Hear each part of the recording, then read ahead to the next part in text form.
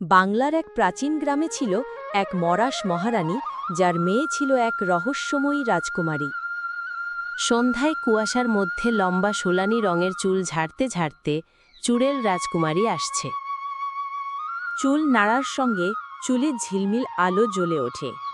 নিজের চুল নাড়ে, সাথে সাথে বৃদ্ধা তরুণী হয়ে যায়। গ্রামের লোক চুপি চুপি দেখে, অনেকে ভয় পায়, কেউ কেউ বিস্মিত। ওই দেখ, চুল নাড়লেই বুড়ি কুমারী হয়ে যায়, এটা কি জাদু?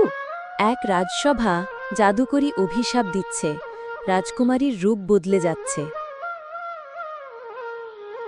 এই চুল আমার শাস্তিও, মুক্তির চাবিও। যতবার আমি কাউকে উপকার করি, আমি আরও মানবিক হই। তার চোখে জল আসে, চুল ধীরে ধীরে উজ্জ্বল হতে থাকে। সে চুল নাড়িয়ে গ্রামের সবার দুঃখ ঘুচায়। কারো পিঠ ব্যথা ভালো হয়, কেউ সন্তান পায়। রাজকুমারীর গায়ে আলো পড়ে, তার চুড়েল রূপ ভেঙে আসল রাজকুমারী রূপ ফিরে আসে। সাহায্যের শক্তিতে শাস্তিও বদলে যেতে পারে